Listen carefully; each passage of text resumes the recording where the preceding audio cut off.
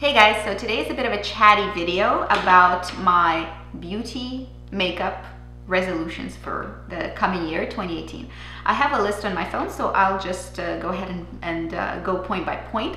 I have 5 beauty resolutions that I want to focus on in the coming year, and it's really going to be personal in terms of what I want to focus on, and kind of also tying into what I want to do for my channel in terms of sort of content that I'm going to be putting out, because really the content that I put out is completely and 100% guided basically by what I'm interested in, what I find fun, what I find interesting, what I'm trying out. It's not the other way around. My channel doesn't dictate what I want to do, what I'm buying. It's rather what I want to try, what I want to buy. That dictates what I put out on my channel, obviously. So number 1 is something that I've already spoken to you guys about, and obviously as things come into my head, I will write them down, but I have mentioned this before, and this point number 1 has to do with masking daily.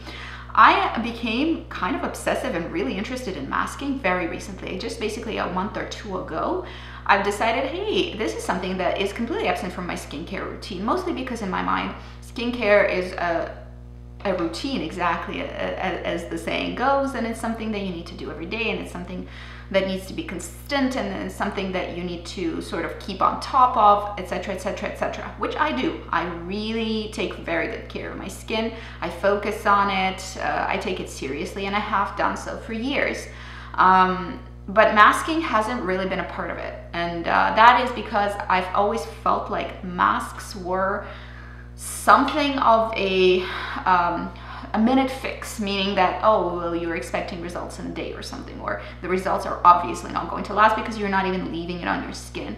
But more recently, I came across a few masks that I actually thought were really good and very effective, and I enjoyed using them. And maybe I'm just previously haven't used really great masks that were effective, or maybe something changed in my skin, I'm not sure.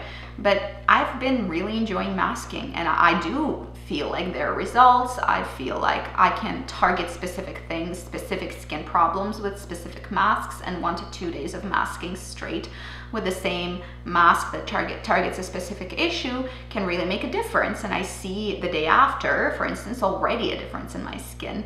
And that was baffling to me because I thought it was a bit of a ruse, masking, but I found products that were quite effective, and I'm obviously going to talk about that in later videos. But masking daily is going to be something that I'm going to aim for in the year 2018. However, I perfectly also realize that I have a super busy life with crazy work schedule. My life is completely booked to the minute, and I have very little time for things outside of my responsibilities. If you're a mom, you can understand. If you have a career that is quite demanding, you can understand. So masking daily is going to be the goal, but I'm not going to beat myself up if I mask like 4 times a week or 5 times a week or whatever. It's fine. It's fine. Whatever works with the lifestyle that you're having currently is fine.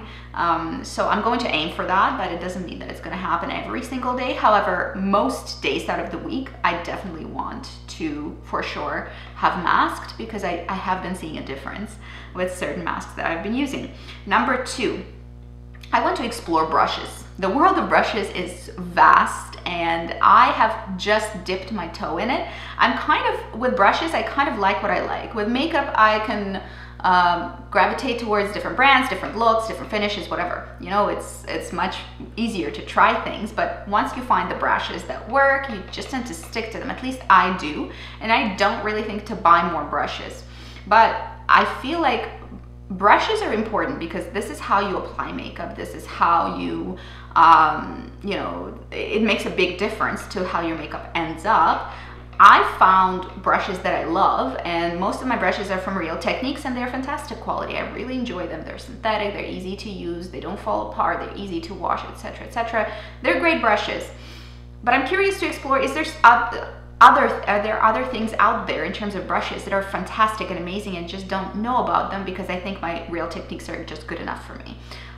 So on the books, I really want to try e.l.f. brushes because they get so much hype and everybody says they're amazing. Wet n Wild brushes would be great to try. Those are more budget options. I do have some higher end brushes. I don't think luxury makeup brands make brushes that are going to be something that I want to focus on, because they make makeup. Brushes are kind of a side job for them. I do want to try the It Cosmetics brushes, and I do want to try the Wayne Goss brushes. So those are going to be on the higher end of what I'm going to be purchasing. I have some Hakuhodo brushes, and they're amazing, and they're soft and wonderful and beautiful, but I only have a few. I enjoy them a lot, but I want to see how Wayne Goss brushes compare to Hakuhodo. My understanding is that it's pretty interchangeable, and Wayne Goss is pretty much top-notch quality. We're not talking about like insane brush designers that sell their brushes for thousands of dollars. No, I'm not really interested in that. But I do want to look at the sort of upper end of the market for brushes, and I want to look at both natural hair bristles and synthetic bristles, and just like sort of have a look and see what I think, because I've been really, really loyal to my Real Techniques, and I have some MAC brushes, and those are pretty much what composes the bulk of my everyday brush collection, and this is what I use. Mostly because they're just very accessible, and I've owned them for years, and they look pristine, which is amazing to me. They blend well, they work so well. So I'm very curious to see if there's anything out there on the market that is better than what I'm using right now, and like also in terms of quality to price ratio. I don't know what the verdict is going to be. Maybe my verdict is going to be yes, buy Wayne Goss and Hakuhodo, and that's where you need to go with your brush needs.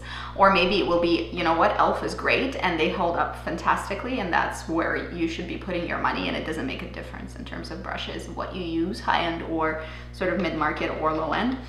I'm gonna tell you, I don't know yet, because obviously I haven't tried a very big spectrum of brushes. I've been pretty consistent with what I've been purchasing for years. Next point number 3. My third resolution is to be more adventurous with my hair. I tend to be very safe when it comes to hair choices. I basically leave my roots, my hair color, and then I do something on the ends. Balayage was something I've done since last spring, I think. And I like the effect. Maybe I should go blonder, maybe I should go ashier. I want to experiment a little bit with hair color. I want to have fun with it, you know, while I have hair.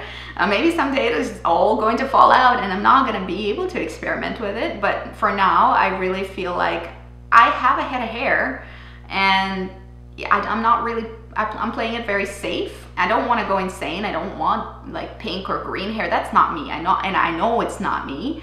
You know, stick to where you're comfortable. You don't have to push yourself so far outside the box that you're like weirded out or it's not appropriate for your line of work. And for my line of work, I need to be reasonably conservative, but I'm like a few steps behind conservative. I'm very conservative with my hair, and I take good care of it, and I try to sort of maintain some kind of a really nice style. I go for very classic cuts, but I feel like I have room to play with my hair, and I think this is a year where I'm gonna maybe do something a little bit more fun with my hair. I'm thinking ashier gray blonde, but not for the full head, but sort of tousled highlights or something. I'm not sure. We'll work. I'll work with a stylist. Once I find the stylist that I'm completely comfortable handing my hair to, so to say, we'll do something a little bit more adventurous. Not crazy out of the box, but maybe a little bit more adventurous. And now, fourth resolution has to do with decluttering. And I have been decluttering. I'm pretty good. I'm not like a pack rat. I don't keep my hands on things that I don't really need. I think I could be better at decluttering. I do buy plenty of makeup. I try a lot. It's fun for me. But sometimes if things just don't work out, or I don't want to keep them any longer, I just need to have pretty reasonably steady clear outs, and maybe it's going to be quarterly. I'll go through my makeup collection and sort of clear out the stuff that I'm not using currently. I have girlfriends that will gladly take things off my hands. There's no problem with that. I'll sterilize things and then I'll just pass them on, because I have plenty of makeup. I really like what I like, and if I replace something or find a better solution for myself and my skin type and my coloring, then I should just be able to let things go much easier. I tend to put things aside and go like, maybe I'll get back to it at some point, and then I never do, and then it just kind of sits there until it goes bad and then I have to toss it. But I just want to avoid that. I hate throwing perfectly good makeup out. It hasn't even been a year. It's been only a few months, and maybe I'm kind of bored with it, or maybe I just don't like the coloring on me. I should just let it go right away. So this is going to be my focus on 2018. I want to let things go easier and to curate my collection, really edit it down to really fantastic things. I don't really need such a ton of makeup because it just kind of sits there. I want to focus on using what I really, really love, and the rest of it can really go. I can take it or leave it. Somebody else can enjoy it.